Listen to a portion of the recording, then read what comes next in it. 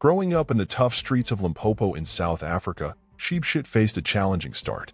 Born on March 28, 1995, he had a modest beginning, raised by a hard-working single mother struggling to make ends meet.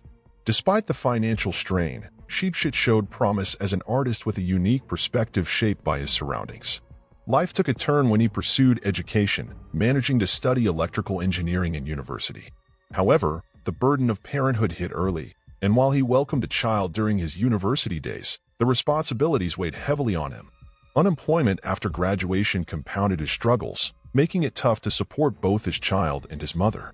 Frustrated by the lack of opportunities, Shebeshkt found himself drawn into the harsh realities of street life.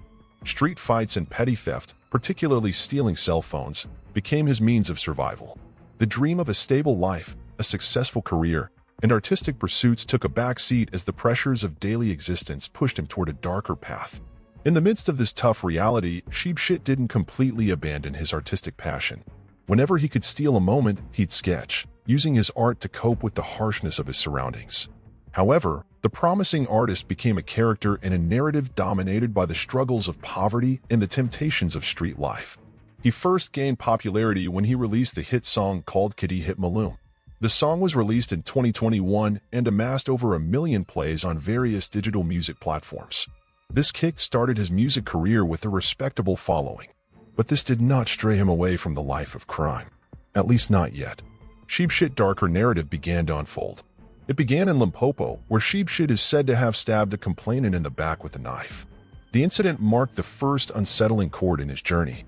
This was followed by another dark note as Shebesht allegedly stabbed a second complainant 3 times on the lower left arm, back of the neck, and next to the ribs.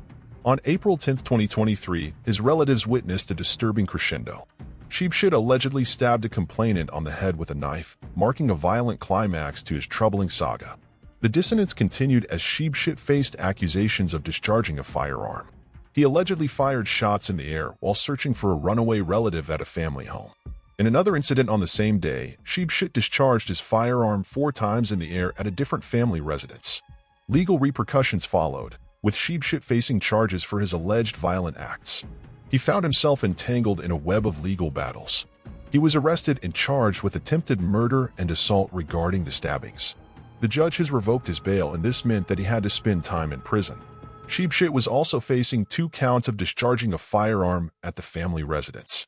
He spent 4 months in prison as he waited for his next trial. During his stint in prison, he continued to release music and grew his fan base.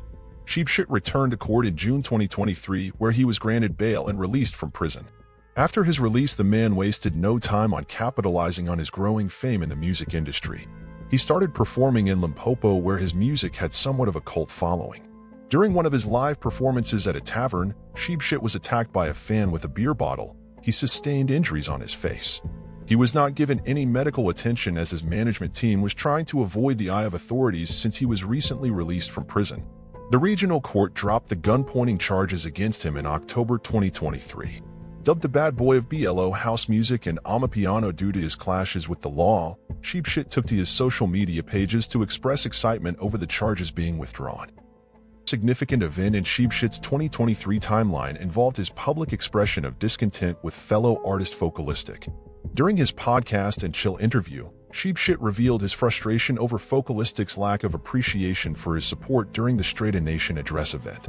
Despite claiming to have brought a significant crowd to the event and performing for free, Shebesht lamented the lack of acknowledgement from Focalistic, stating, "If you check on TikTok, all the trending posts from the event are of my performance.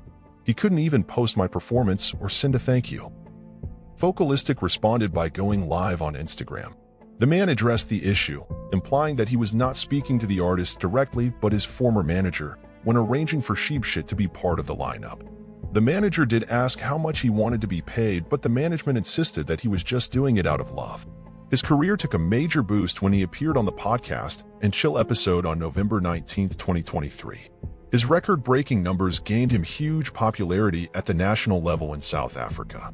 Shebesht's interview drew a lot of curiosity online when he bravely admitted to his involvement in a life of crime, confessing to crimes like shoplifting, robbing people, and stealing phones. He also shared his journey in music and how he found his voice despite his troubling past.